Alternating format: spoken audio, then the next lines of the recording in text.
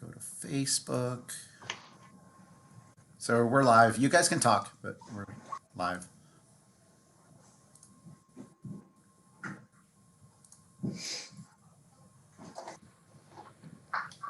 You can talk or not talk. It's fine. Not all at the same time, right? Yeah. When I think of not talk and not talk, I think of that movie Best in Show, where the gal's who was married to the old guy in the wheelchair, she's sitting there. We love to talk and not talk or eat soup. I'm gonna watch that again. So funny. Do you guys feel like it's because of this year, it's harder to think back to the phenological dates or the early part of the season because so much happened this year? Like Yes. when Chris was just asking about bud break and bloom, I'm like, what was it? totally I just don't even pulled up remember where I a- was then. Like, Definitely. usually I got a pretty clear memory of a season, but man, this year there's just way too much happening in March and April. Yeah. It was for sure one of the craziest year in my experience. Yeah, Yep. the grapevines didn't seem to mind. on. They kept growing, but Yeah. everything else was all whacked out. So, Okay, I'll be right back, and then we'll start. all right.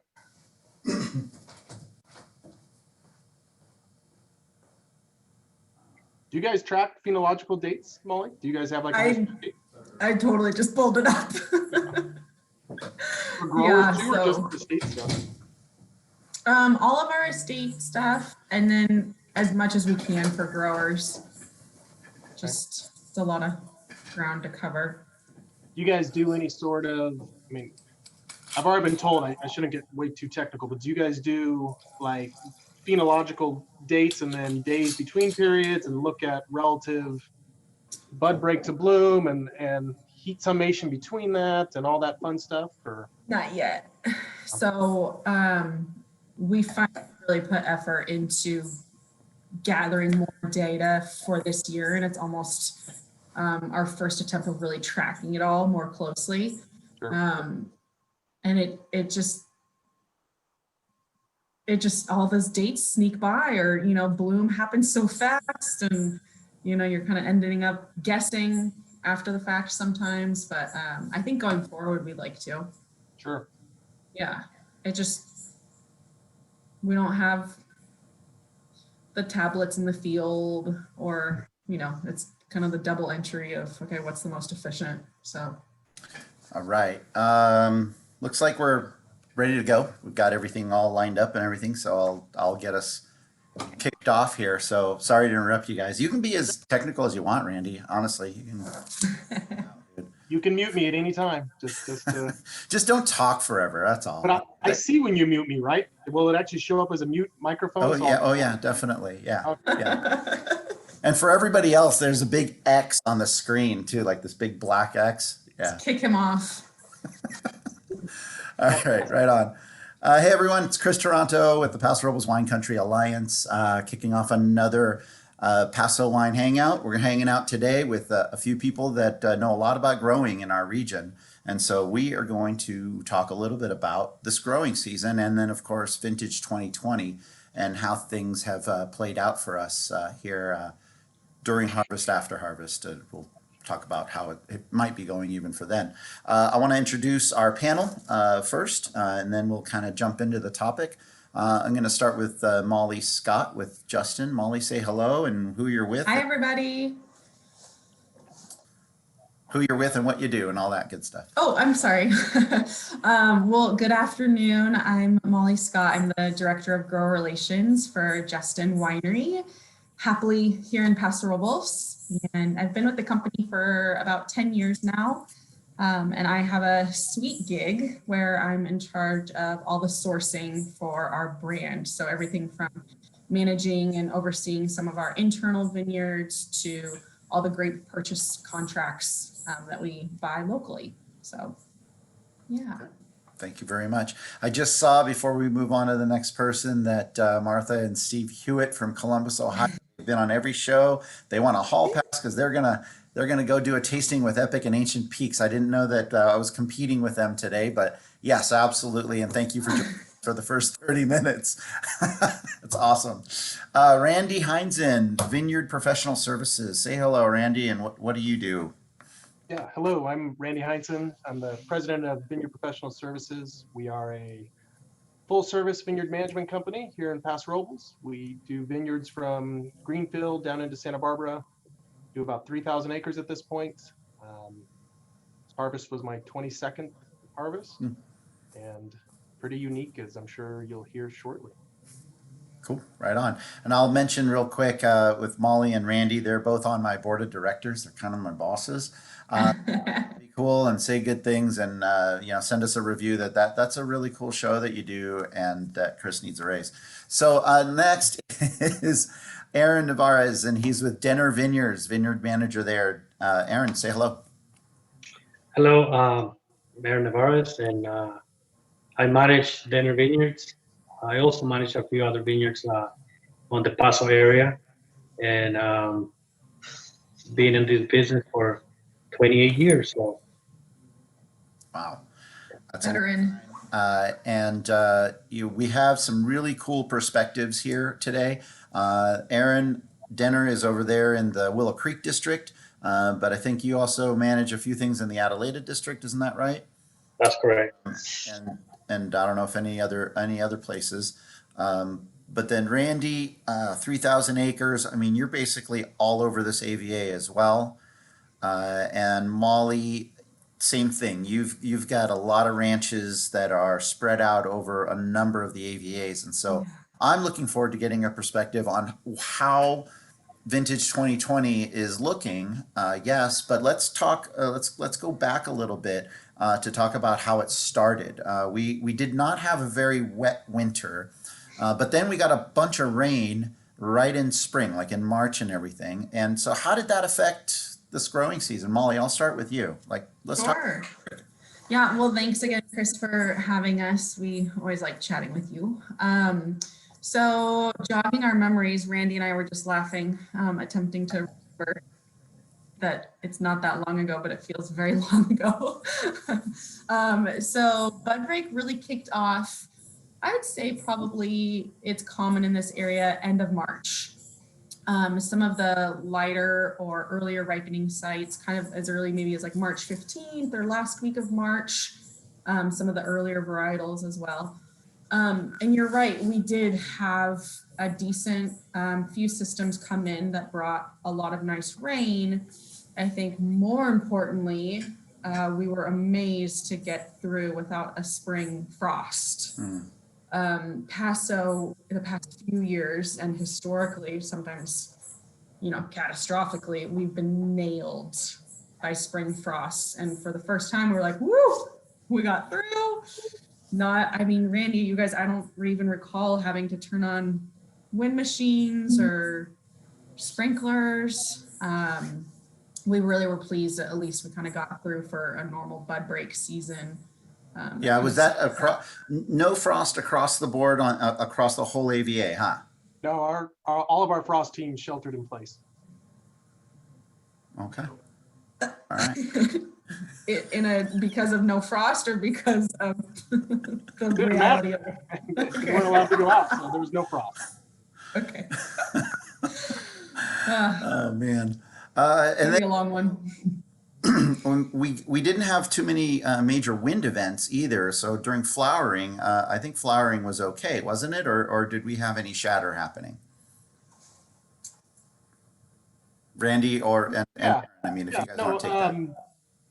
So that there's two different things that happen, right? It's either wind that then actually inhibits the berry from being fertilized, or it's lack of heat that then discourages the berry from wanting to find a mate. So I think you're right. There wasn't a lot of heat events, or there wasn't a lot of wind events, but there wasn't the heat events that really would have promoted more berry fertilization. So some varieties that need a little more heat to form a berry didn't do as well yield-wise later in summer, where some of the earlier varieties or some that were already maybe fewer berries per cluster seemed to do fine in terms of yield. Yeah. That. What about over in Willow Creek, though, Aaron?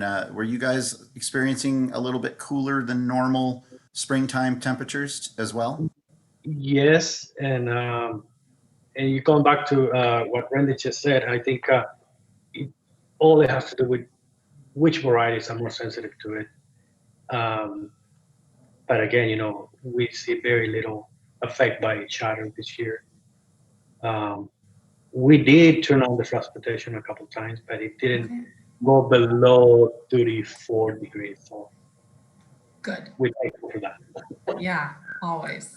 Yeah. Yeah. No, I think looking back, it was even the bloom period was pretty quick. I mean, so bud break occurs in March. We're starting to get leaves popping. I would say bloom took place kind of mid to late May, and even bloom was pretty quick. And it was a mild spring. It was kind of generous, just like we were saying, little heat, or not crazy heat waves, and even no wind. And so I think the bloom period happened really quick. Kind of felt like in a 2.5 week period, if I remember. Sometimes where bloom can be so long.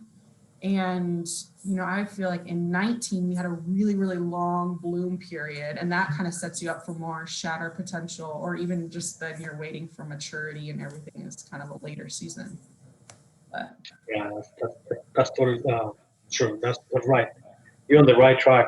One thing that I noticed on both of our vineyards for dinner is that we got early bud break, like the first week of March, ah, and then stopped growing for like 3 weeks. Nothing happened, and then suddenly just took off again. It was pretty weird. I was kind of worried about it because I was like, if it's like this at the beginning, maybe it can have some really weird flowering, but no, it catch up really nice and even now. So that was pretty interesting. When do you think start? Go ahead. When do you start pruning? Like, what are you already getting in the field in the next couple of I'm weeks? a Or? late pruner. I prune start like the last week of February and try to prune between February and March, pretty much. Wow. So I was pruning and I had stuff that were already popping out. Oh. Yeah, it was really interesting. Yeah.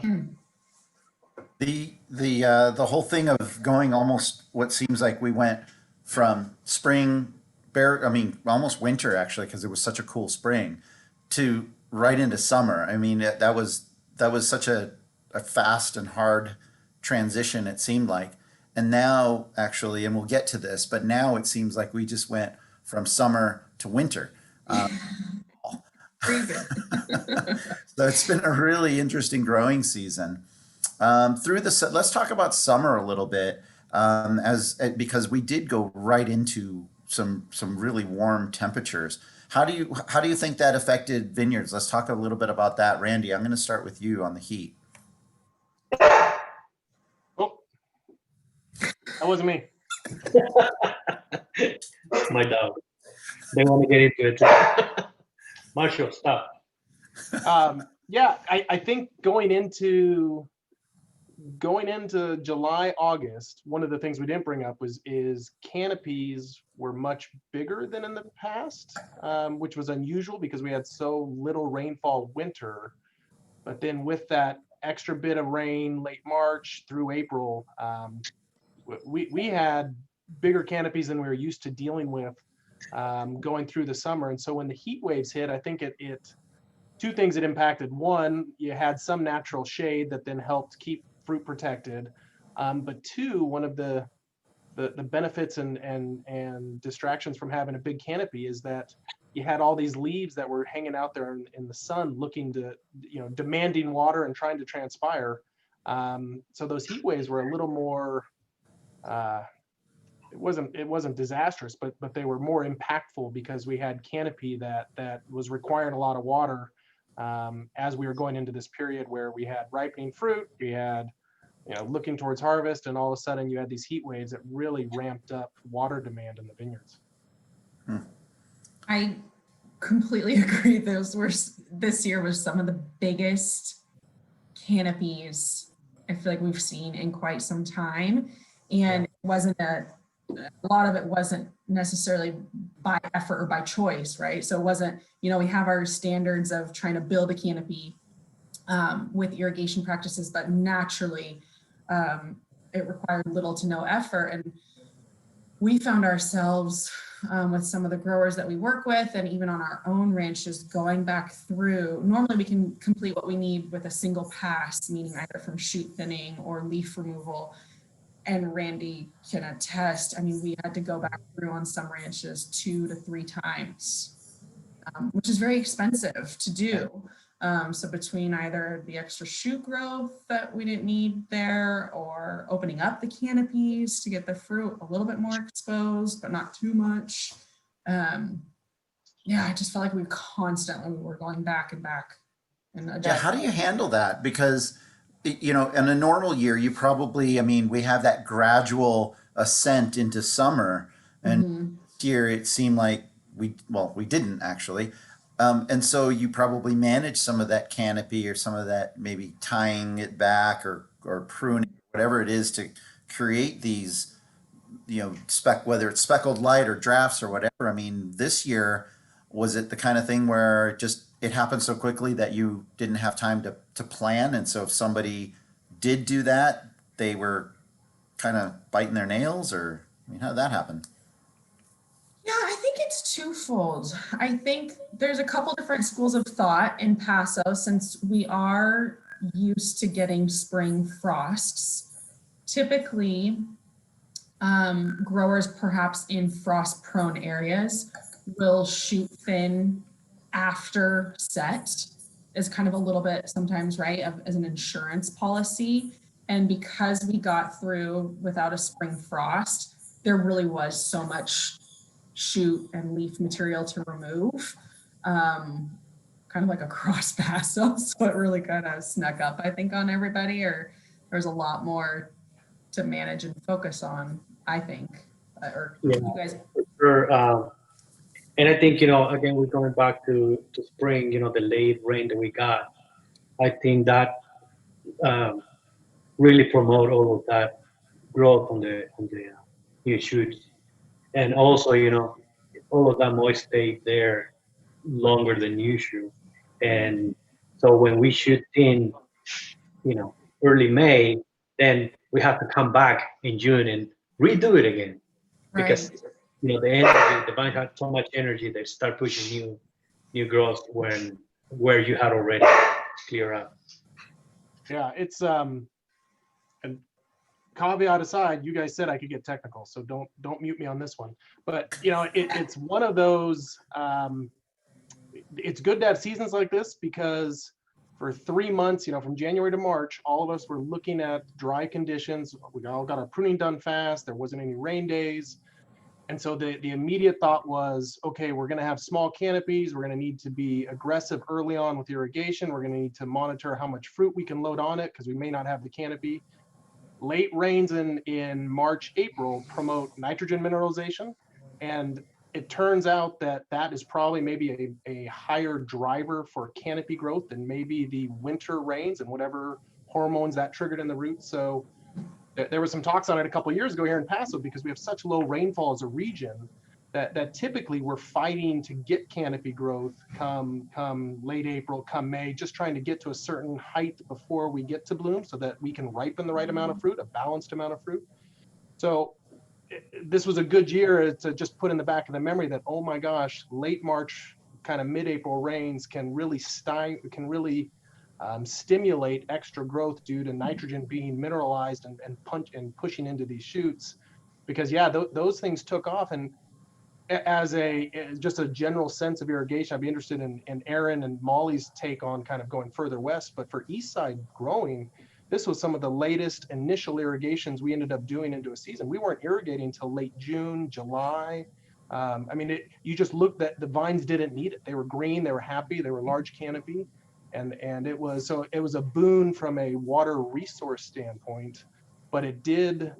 Typically, we can use irrigation to kind of help as a tool to manage your canopy height, either reduce it or increase it. And this year, irrigation wasn't the tool that it had been in prior years. All right, now you can unmute me. And actually, absolutely. I don't want to interrupt because I do want Aron and Molly to jump in, but I do want to ask also a question: is that soil dependency? Like, was it just truly dependent then still on soil, as far as the irrigation needs that you would be incorporating? As in, yeah, as in a soil reservoir, how much water was down there? Water retention, you mean? Yeah, Yeah. yeah. I mean, we have, I think it was Dr. Richard Smart that said Paso Robles has the greatest diversity of soils in the known viticulture world. So kind of hard to make a general statement about did soils buoy water resources throughout the season. But for our part, for many of our east side vineyards, absolutely, those late rains, I don't know if it was as much as the actual amount of water down there. It was the timing of the water that then triggered responses in the root zone that then got the vine to grow. Because vines are fairly resilient. I mean, if you look at water use and applied water to a range of crops, grapevines are one of the least water consuming crops out there. So it doesn't take a whole lot to encourage these things to grow like weeds. And I think too, typically we're so used to seeing a lot of the rain systems come off of the coast, and really historically the West Paso Robles gets sometimes 2 times as much rainfall as East Pasto. And if I recall, that necessarily wasn't the case. A lot of the systems kind of came in through the interior and through, let's say, like Monterey heading towards Paso. And West Paso, I don't believe, got much more than what East Paso did, which is kind of uncommon. Mm-hmm. So really for East Paso Robles to get about the same was a surprise, but great. So Is that what you saw, Aron? Yeah, we saw a little bit more rain than the average nowadays, you know, the past late years. But yeah, you know, for dinner case, you know, in most of the vineyard, I say 80% of the vineyard, I didn't have to put any water this year. But on the other hand, you know, we go to the Adelaida district on the other vineyard there, and the moist runs out much faster than the Willow Creek area. So Adelaida I had to water, you know, the vineyard right around August. So it's just, you know, the difference of soil between the Willow Creek and Adelaida. The water retention in the Willow Creek area is much higher than in the Adelaida district. So, Yeah. Yeah, it is actually. And back to Randy's kind of question to the two of you, as far as that whole canopy management thing. I didn't want to, sorry, Randy, step on that, but if you guys wanted to address that, that would be really cool. yeah, you know, for us at dinner, you know, the problem with the canopy is not that it's overgrowth. It's more of a, you know, getting that canopy where you need it for sun exposure on the fruit. So, you know, for us, the canopy was just perfect this year. I still needed to use some shade cloth on some of the blocks. And again, because, you know, we are on a very diverse orientations on the vineyard, that some of the blocks are really, you know, straight exposed the fruit, you know, in the afternoon sun that would really get damaged. So I had to use some shade cloth here to be able to protect the fruit. And even though with that, we still get quite a bit of damage. I think the heat this year, it was just pretty intense, and there was a couple of days that were pretty dry heat that would just suck the most out of the berry. So we get a lot of desiccation to it, even though the fruit was protected. Yeah. Yeah. Fun fact for all the listeners today. Berries can't transpire. So fascinatingly, as we try and manage heat waves, like what Aron was just talking about, with shade cloth, with irrigation, with whatever you do, you could have an IV into a vine pumping water into it, and the leaves can transpire and cool themselves, and it can last through a heat wave. berries have no way of cooling themselves. So you get these red grapes, especially after Verison, and they are just little ovens as they bake, because we can't physically cool them down with irrigation or mist or sprinklers or anything else around them. Which is Yeah. why it's important that we get cold at night, right, Randy? It's important that we get cooler nights, correct? Yeah. Yeah. Have a confession. Okay, so Chris, when we spoke on this in the spring with Amanda and Guillaume, and I kind of got on my soapbox and said that I was anti-shade cloth and that we should be able to manage. We should, real growers should be able to manage what they have with their canopy. Cloth shouldn't be needed. This year, I experienced the success of shade cloth. Now a new adopter. And so for everybody watching, listening in, we had 3 really significant heat waves this year. Ugh. Really significant. Like, it was hot. My kids tried to fry eggs outside in a pan hot. It was hot. Luckily, we still got cool at night. Not maybe, totally 50 degrees, but I mean, it cooled down. But we're talking about this very specifically because it got pretty toasty this year. And then, of course, we had some wildfires that happened in the state of California, not actually really truly here in Paso. And we're going to get to a little bit of that, and we're going to talk about harvest. But before we do, I would really love for everybody to say, what are you drinking? I'm having a white wine. I'm having some Robert Hall Sauvignon Blanc. It's an oddly warm day. It's like 70 out after we had some really, really cool days this past week. So I thought it'd be kind of fun and crisp and delicious. So how about everyone else? Randy. Yeah, so we have clients throughout the region. We sell grapes to Justin and help to plant dinner. So I didn't want to choose one of our clients. So I'm drinking Winemaker of the Year 2020, Joe Barton Grey Wolf. And it's a Zinfandel, which is, I just always find that I'm much more truthful when I'm drinking Zinfandel. So I thought it'd be good for this week. Watch out. Oh, good for us. Aron, what you got in the glass? Well, I'm keeping it on the house. So I'm drinking the Third Worshipper 2018 from dinner. Oh, nice. Do you have that label handy you can show everybody? Yes. Oh, it's right behind you. Which one of those is open? Right there. There it is. Right Good on. choice. Molly. Well, not to be a loser, I do have to pick up the children in about half an hour, 45 minutes. So I'm going to wait till I get home. But I am going to open up some of our Justification, our Cab Franc Merlot blend. And it's a 2016, really lovely. So we'll crack that open tonight. Very nice wine. Absolutely. Cool. Do you have another bottle to the left of you, Molly? You're such a stinker. There is a bottle of vodka gifted to me with it's still closed, but we'll maybe take that one home too. That's a 2020 special. That's what everyone needed after this harvest. She's still sticking to brand with her water, though, because I think you do have a Fiji water sitting over there somewhere, right? Yes, I'm staying hydrated. Thank you. All right, let's talk about the kind of elephant in the room, if you will. There were this was a historic year for California and our wildfires. They were all over the state. They were everywhere. The closest one to us was, I think, approximately 50 to 60 miles ish to the north, up in Big Sur. It was called the Dolan Fire.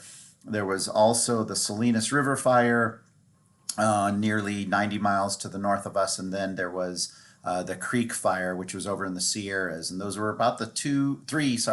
I'm good at math. Fires that actually happened that ended up affecting our area. We had a lot of atmospheric smoke. Some of it coincided with one of our heat waves, and so it made for like we were living in Venus or something. So it was pretty gnarly. But I want to just knock it out there. Smoke taint. Let's talk about it. first, what is it? How does it affect the fruit? Do we have it? Molly, you want to go first on this one?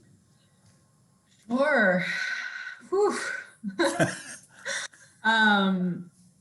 Yes. So basically what we've learned, I mean, Chris kicked it off well. We in Paso Robles felt incredibly fortunate, and our hats go off to the rest of the wine industry that faced these challenges in Napa and Sonoma, Monterey County, even Sierra Foothills wineries. Those obviously hit a lot closer to home for all of those folks. So kudos to them, and they're obviously still transitioning and rebuilding. But as far as smoke taint goes, what happens is the berries themselves, once the smoke markers, I should say, or Randy help me out, are absorbed, you can't get rid of it. So the smoke molecule is heavier compound, and the characteristics that then come through are really, really noticeable, depending upon perhaps the varietal, and then also how much of a concentration there is.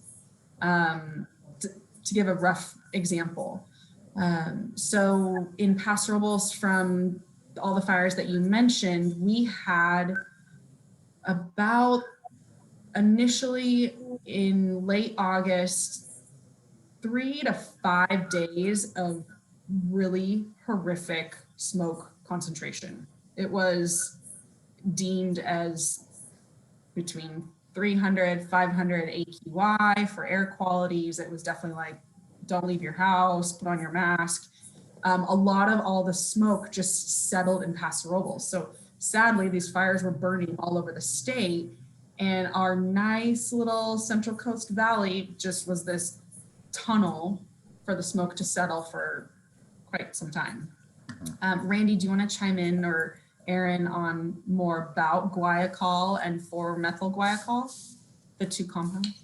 Yeah. I mean, guaiacol is it's a natural substance found in some grape varieties, and it can give a smoky but like a savory smell to it. I think what the industry is learning, so it's fascinating, as folks probably know, since 2017, there's been a series of fires in the North Coast and other places that have really pushed for an industry-wide effort to do research, to consolidate knowledge, to form advocacy groups to try and get better data out to growers. And one of the things they found is guaiacol is probably one of the more easy things to test, and that's what we all tested this last August. But everyone in the state was testing it, and so the main lab that does that testing, they got backed up. I literally got a result back today from a sample I sent in on September 11th. Everyone was trying to figure out what degree of that compound was in their samples. What we ended up learning throughout harvest, and Australia's been really good about kind of being on the forefront of this, is that there's some other smoke markers, specifically creosol, which sounds like creosote, which sounds like, I mean, that is a smoky, like old smoke type of smell. And so as this harvest went on, we started learning about, okay, maybe we need to be testing for other things. Other labs started jumping in. It was a big pool of what's the famous, the known knowns and known unknowns, and then there was some unknown unknowns that we ended up not knowing. And at the end of it, I think we're all still sitting here looking at our wine saying, well, by some metrics, by some accounts, there's very little smoke taint. By some aromas and panels where you smell it yourself, there's a little something in the background. And then there's still stuff to come, right? I mean, our friends up in the North Coast, what they tell us is it's really kind of January, February, as all that sugar is metabolized, as you get through ML, as your wines start to rest, that's when you'll start to understand sort of the degree, if any, impact of smoke. So we all have lots of numbers, and Molly, I've seen you and I've talked about some of these, and I can't spell it, let alone pronounce some of them. So we all have a lot of data without really understanding how to use it at this point. Yeah. Yeah, I would say, thank you. I would say to just add, to kind of give our viewers an idea, there really was, this was the first time, I'm going to go on a limb, this was the first time Paso Robles really experienced this much smoke during the peak of the season, right? Harvest was just getting started. So obviously, the more mature your grapes are, the more susceptible they are. Yes, and I mean, they've found that smoke can be absorbed as early as veraison, right? So when you still have 50% color in the cluster. But the one thing that we've done here at Justin is we did go ahead and we tested every single block. For us, we wanted to take it as a learning opportunity because we figure we'll likely experience wildfires in the future. And we wanted to really be diligent in understanding where were the problems. Were they in certain regions of Paso Robles? Are we seeing it in certain varietals? Unfortunately, our quick conclusion wasn't as clear as we had hoped. It didn't really matter the area or the variety. It was really widespread, but like we've been saying, so far, most of our stuff has all finished primary fermentation.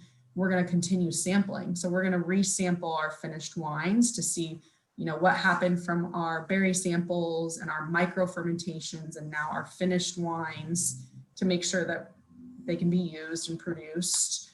But aromatically and tasting wise, we're looking good. Yeah. Yep. It's really reassuring. And a fun byproduct of again, some of the just, you know, innocent ignorance we had about what this problem could mean for our harvest here in Paso Robles. One of the amazing byproducts was that you'd meet in the field with your buyer, the winery, looking at your fruit, and it was collaborative. It was like, well, we don't know what the degree is going to be, you know, but we also don't, you know, we want to make sure that the growers are made whole. We want to make sure that no one ends up kind of carrying this burden, you know, too much on one side. So we had some great conversations with wineries that were like, you know what, we're going to partner with you on this. We're going to take the fruit. We're going to figure out how to, you know, let's talk about it down the road as we see what's happening. And someone who I've worked in other regions and have been through other fires, and I can tell you that's not always the case. There are definitely wineries who just say sayonara and we'll buy grapes again next year. So it's Paso Robles. It was given everything else that happened in 2020, this was it was nice to see everyone coming together and trying to mitigate some of this risk by sharing in the, hey, let's learn from this. You sample, I sample, we make the wine, we see what happens, and hopefully everything comes out good in the end. Yeah, absolutely. There's a lot of open communication of, all right, this is what we're doing. Let's keep the conversation going. We got to help each other through this. So yeah. Yeah. You know, and I know that, I mean, we're a really big area. We're a big region. We're you know, a little over 600,000 acres in total. We've got about 41,000 under vine, and lots of different elevations as well. And I know, and I'm going to go to Aron on this one, because I'm curious, over in the Willow Creek district, where you have these conically shaped hills and some really different air movement there. What were you seeing, since you're kind of at a higher elevation, during those fires? Were you getting much smoke really close to the vines, or was it staying fairly elevated? No, I think, you know, it was the same experience that everybody got around this area. You know, the smoke was hanging out, you know, in the higher elevation and the lower elevations as well. But you know, going back to the smoke tents, you know, I think, you know, it again, Randy just touched a bit on it, you know, because certain varieties already have glycol naturally. For example, Syrah. If you taste Syrah without any, you know, smoke being in there, you're gonna find some glycol on it.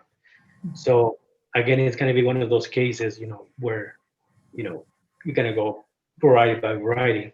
And to my understanding, with, speaking with some of our buyers, you know, if you get numbers anywhere beyond, 6.5 or something like that, is when it would start becoming a problem. So I don't think in this area, I don't know, but you guys, is Randy or Molly, if you guys see any higher numbers, the higher number I hear from folks around us is something between like 1.5 or something like that. So I think because the fire was so far away from us, that we don't get the intensity of that effect of the smoke on this area. Yeah, like That's fresh smoke. yeah. Yeah. So if the fire is immediate, that's when you get the most concentrated of that, and the molecules would bound with the sugars. That's when you get the higher effects on the fruit. And I don't think it's going to be the case for us in this area, because the fire was pretty far away from this region. Yeah, we got the smoke in here, but it was not as intensive as if the fire was right next to us. I think that's what saved us. Yeah. It's kind of like the difference between sitting by a campfire and, in the morning you wake up and your clothes smell completely like you were at a campfire versus, just maybe having a fireplace at home, and it's able to clear out and the smoke's able to actually escape. Even though you might kind of smell it, you're not waking up smelling smoky. So I'm going to equate it to that. It might be a little too rudimentary, but that's kind of how I'm seeing it. So, yeah. So On the harvest. number side, just as a fun, I haven't told you guys this yet, but one of the results that we got back last week, very helpful for the harvest we did at the last week of September. The Cabernet was like a 2, I think. The Syrah, same vineyard, same conditions, same smoke that's out. The Syrah was beyond detection thresholds. And I think it goes to 75. So, Yeah. and the guy the winery who bought it says it tastes great, man. But it's Syrah, so it naturally had that compound. But so we have the badge of add it to 2020. Yeah. Well, what's the threshold though? Because I got like a 16 on a Syrah or something. 75 is the threshold. Oh, okay, you win. So when we're talking thresholds, though, I mean, let's just say it's a low number. Do you have to be a super taster for a finished wine? We're talking finished wine. Would you have to be like a super taster, like one of those people that can, I don't know, detect the tiniest of things in a wine to be able to detect smoke taint in, say, one of these wines that is like barely below threshold? There's a couple different scales. So they typically say that around 1.5 to 2, a super taster could pick it up. Okay. Anything from 3 or higher, they could say is possibly more easy to detect. The confusing thing that I've more recently learned is there could be aromas that are easier to detect, but then on the palate, we say things like campfire, but you're not necessarily tasting campfire, right? You're tasting more like the wet charcoal, wet ash, or if you're getting kind of something more on your back of your palate that's more drying, like all the way at the back of your tongue, kind of more wet charcoal-y, or like you threw the water on top of the campfire. More characteristics like that can be easier to detect. It depends on aromas to flavor, I guess. Yeah, we went through I was working up north during the 2008 Mendocino fires, and there it was actually earlier than Verasion, but the smoke was able to permeate. Some of the precursors were able to permeate into the skins because it was fires right next to this Pinot vineyard. And not only did you get the aromatics off the fermentations, but man, when you tried the wines, I mean, they stood apart like nothing else. Like it was ashtray like old hot dog, like there was some Ugh. funk. And but again, this was fires adjacent to a vineyard. When I have great photos, because who knew it, when you have fires, and unfortunately now all of us know, most people in the industry know that a fire next to a vineyard, what it does to a vine in terms of how it defoliates and kind of heat kind of permeates through the canopies. It's not a pleasant flavor when you have direct smoke and fires adjacent to vineyards. So it makes sense given what we're hearing in some other regions where fires were licking the edges of vineyards. We farm up in Greenfield as well, and some of our vineyards are a couple 100 yards away from one of the fire lines, maybe half a mile away. But we had no smoke taint. We had whites, we had Chardonnay, and no smoke taint, and the winery loves it. Whereas the vineyards, none of them got picked right along the fire line because all of that Pinot Noir just not More only susceptible. but it was just real susceptible. Yeah, some of What the do you do thinner with wine? skin What- varieties. Let's just say you have wine and it's in tank or whatever vessel that it's now fermenting in and potentially aging in, and then you're like, ah, shoot, this stuff's tainted. I mean, it's not going to go to market. What are you going to do with it? You want the grower smartass comment or the winery comment? Grower smartass comment first. No, I'd rather hear Molly's PC comment. So go ahead, Molly. Well, since I'm currently working on an insurance claim, unfortunately, I think there was a quick learning curve for those growers that have crop insurance and those that did not, and the varying levels and intricacies of what kind of coverage you have and how much it's going to pay or not. Truth be known, wine is considered toxic, and you cannot just pour it down the drain. You need to dispose of it at a particular facility that can handle it. So in order to complete an insurance claim, you have to have a alcohol and tobacco proof of destruction certificate from trucking your wine to this facility in Southern California and disposing of it. So you can't distill it. You can't like. I'm sorry, not if you want to do an insurance claim. Oh, No. okay. So if you could either roll the dice and attempt to sell it, right, on the bulk market perhaps, or find another home for it, or yes, you could distill it. Totally. I think it would depend upon how much you have or does it bring a good return? Sure, absolutely. But yeah. I think what you'll find is in other years, including past years with fires up north, the best way to do it is you buy a lot of grapes from somewhere else and blend it away. And in the process, you also pay a lot less to the grower for his, saying you don't know what you're going to do, and then you blend it away and make an expensive wine. That's a different Zoom talk. But We have an interesting question, by the way, that I definitely want to get into before we get your comment. you're lucky you stopped me there, Chris. I knew where you. Still Yeah. sensitive. Yeah, I do kind of know you, and so could wind machines at all help in a vineyard? Should smoke be settling or something like that? To my understanding, no. Okay. Because, that smoke, you're just going to push that smoke and just more is coming in. So I don't think that would help it. But it I might make asked the the same neighbor more. question. No, in a serious response, there actually are some organic things you can do that may impact your ability to ward off some degree of smoke taint. So in the organic world, some of the products we use include horticultural oils that literally create a film around a berry. There's clay particles, kaolin clays that we do that cover fruit and leaves with a white calcium material that then falls out when you ferment it. And these are all organic products, and turns out these actually may provide some barrier to smoke taint.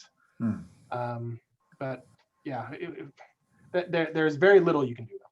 What about the once flash the process? Yeah, once the smoke is present or it's impermeated the berries, there's no going back. So, but I did have the same question. I was like, can we turn on the wind machines? Blow this out of here? But what, to our neighbors? I don't know. Let's talk a little bit about harvest. We're running about 10 minutes here to the end of our discussion, but I do want to talk about harvest. So a couple of things out there is that it was hot and we had smoke and during harvest. And so wearing a mask, let's just say, probably isn't exactly going to prevent everything. And so there was probably some labor issues that happened. Did you guys see any of that during the time that we were having like this triple whammy of occurrences? I'm good at math. Double whammy. Yeah. Are you Yes. asking that if more wineries accepted mechanically harvested fruit, would it have been easier to harvest in this vintage? Is that the question, Chris? That's not the question, but that's an interesting way to go. Oh, go ahead, Molly. Do you have a response? Since just is exclusively hand harvested, as Randy likes to point out, yes is the answer. We obviously had a lot of hurdles between the cellar and the fields to ensure that we could get through it with obviously social distancing, sanitation practices. But what, you brought up the heat waves, and just to kind of bring light to the viewers, I mean, we had a heat wave every other week, it felt like, in the month of middle of September to October. And it was 107 for 3 days. And then we got a little relief, and then it rolled back in, and then we got a little relief. So I think more so is really just this hustle to try to get the fruit off the vine and bring it in as quickly and safely as we could. But yeah, it's definitely been challenging nonetheless. Yeah. Absolutely. Aron, you guys ended early. You ended on the 20th of October, I believe it was. And so you Around there, around the I'm sorry? 20th. Around there, yeah. Yeah. So I remember the exact date, but it was around the 20th, yeah. So you were probably harvesting during a lot of this hot weather, and you've got some steep inclines there, and so you definitely have crews out there. I mean, how are you guys handling that? Like, what do you end up doing? I mean, were there work stoppages at any point, or? Yeah, this year I pretty much harvest 99% of the vineyard during the night. Mhm. Again, because of the heat wave and all that, we wanted the fruit to be, fresh when it gets to the, cold when it gets to the winery. But yeah, it was definitely one of those harvests that was a little bit challenging because you have to protect your crew members. I use only the crew that we use all year round, and so we try to do it with our crew because we trained them. We know that they were gonna, follow the rules and the instructions from all of us, and that was the only way to do it. I think to be able to maintain, the separation and the rules on the, keeping them safe. Yeah, yeah. Randy, with you farming some places up even in the north area, now did smoke at all end up stopping some of the work? And if it did, you want to pick at a very specific point in time in the progression of the ripeness of the fruit. I mean, like, did it cause any issues or any problems and challenges? The worst of the smoke came, like Molly said, that last week of August. So we didn't have a whole lot happening then. I think we had some whites we were harvesting. Our first harvest of the year actually was the 21st. And we knew based on the AQI that we would have to stop at some point because you weren't supposed to have workers in the field, even with masks, past, I'm not going to quote a number because it'll come back to hurt me if I get the number wrong. But point being, we ended up having to stop the crew. So we put on extra people to pick the Pinot Gris. And then, yeah, it was the first time I've ever had to stop crews due to air quality issues versus heat issues versus everything else that seems to happen in 2020. But yeah, we ended up stopping. We put enough people in to finish, but it was still an earlier pick. So that was the only time really smoke inhibited picking or impacted kind of our ability to manage personnel in the field. The COVID thing was another whammy. We as we kind of navigated through that, if you had someone's kid or someone's elder parent at home that had it, I mean, we had some circumstances where it impacts entire families, and as a farm management group, we have large families that work with us for a long time. So it meant you had one irrigator, one tractor driver, two folks who worked on gophers, plus a crew member, all family members, all of a sudden in quarantine for like 2 weeks. And so you lost, it wasn't just, oh, we can't go pick grapes. It was felt rippled throughout our team.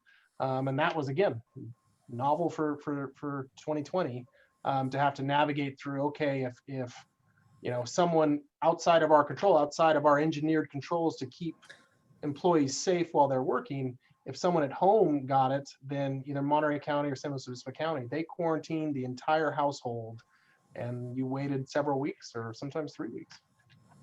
I think that's a good point. I think obviously so many of us quickly jumped on. We truly had these kind of anticipated fears of an outbreak within our cellar or with our vineyard department or our teams, right? And we put in so many practices in place to prevent that. And to this day, we're still impressed with the very few to no cases that we've had. But it's exactly that. It's the family member or the roommate, the housemate, that's not an employee that really then does the domino effect of the quarantining for multiple people. That was kind of well, we're doing a good job, but you can't control living situations, right? Or carpooling or, so it's tricky. Yeah. A great harvest nonetheless. And It was a great harvest. Yeah. So harvest is done, or well, actually, before we get to that, Randy, you had an interesting analogy when we were talking before about this harvest and how it was like a race, a foot race. You wanna explain that in the 440? Yeah. So you can sometimes, well, the way I look back at harvests are either they're these marathons. We went from the 21st of August till 2 days ago, till November 10th. That qualifies as a marathon in my harvest experience. And then sometimes like 2004, 2013, sometimes you have these harvests where it gets hot like it did this year, and it just goes, it goes 1 month and you're done because you have to get all the grapes off. And you would assume with all the challenges we faced this year that it would have been get it done and we're it's in the barn and we're done for the season. But for whatever reason, man, it was, not only was it a marathon, but it was all these sprints inside of it where it was like, oh my God, it's hot, pick everything. And then it was like, stop now. Some wineries that may be on this call would say, stop now, you need to wait another 2 weeks. And so, oh, great. We'll wait another 2 weeks. And so it was fascinating to try and manage logistically to keep people busy and keep them engaged and keep equipment ready, and then sprint again for a week and then wait and then sprint again. And it was yeah. a potato sack race. Yeah, exactly. We all kind of fell over once in a while. That's funny. What do you guys think, though, as far as fruit goes, and as far as the year? I mean, what are we looking at? I'm going to start with Aron. Aron, what are you thinking this for 2020 vintage, and in a few years when the reds are released? Good year, banner year. Well, I think it was a good year. With all the challenges that we got, with all that, I think we still have a pretty good year. I think for us, Grenache probably going to be the winner. we were a little bit short on some of the varieties like Cabernet, Syrahs are pretty light, but the quality I think is going to be pretty amazing. Cool. So, yeah. Right on. Randy, what are you seeing? What are you thinking? Again, we're not on the winemaking side, so we're very That's confident. great. Yeah, not maybe this year, but yeah, we're very confident that we gave the best grapes possible to our winery partners, and now it's up to them not to screw it up. Right. Wow. No pressure. Nice. No. Molly. I think, we talked a lot about how huge the canopies were this year. And historically, when it's not as hot as it was, we've seen a lot of pyrazines, right? And a lot of the green characteristics show through in the cabs and Cab Francs that Paso is known for.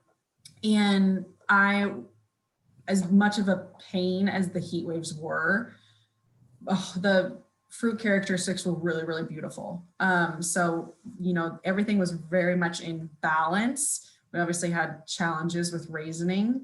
But I think it's gonna be a nice, really beautiful average to above average year. And we'll kind of get through all these smoke questions and learn from it and move on. So good. For the viewers, when we say average, it means that it's really friggin' good, actually, because right here we have great acids, good balance, nice tannins. We're in a Goldilocks kind of situation when it comes to Paso, in that we really are able to get some really good fruit from this area. That's why we don't hang our hat on just like one variety. That we have 64 that actually grow in the Paso AVA, and so we're able to have a lot of diversity of grapes and the like. And so when Molly's like, "Oh, it's average," it's like, maybe we're just like so awesome. happy with ourselves all the time, but I don't know. We have a high bar, all of us. Yeah, exactly. It's a high bar. It's a good problem to have, right? Yeah. You guys, this has been really fun, really super educational, and I thank you so much for taking time. It was hard to get guests during harvest. I couldn't imagine asking you, all three of you, to try to even be on a show like this in the middle of harvest. And so I'm grateful that I waited, and because this was such a good show, to have all of you on as experts in this field. And so I appreciate your time. So Aron, Randy, Molly, thank you so much. Unless you have something to add, I give it to you. Yeah. Thanks for having us. I think I'm going to move, and Molly will second that Chris Toronto gets a raise at our next board meeting next Thursday. Aye. That's awesome. Thank you. More wine. See, Zinfandel helps you tell the truth. That's what I'm telling you. It does. I'll have to remember that, especially when my wife starts asking me certain questions. I'll in. Aron, Randy, Molly, thank you so much. Appreciate it. Thank you. Yeah, I'll see you Monday. Thanks, you guys. Take care. Bye, everyone. Oh, next week. Geneseo. We're doing the Geneseo district. So pasowine.com and have a look at next week's show. But we're going to be talking about Geneseo district. It has a ton of history. And so we're going to have people that have actual ties to the history of our Geneseo district in Paso. It's going to be a really cool show. We're going to take a couple weeks off because we've got a holiday, and then I'm traveling and stuff and things. Nice. And so we'll be back at you later then in December with the beer show. So see you then. Thanks for hanging. Awesome. Thanks. Bye. Thank you. See you guys.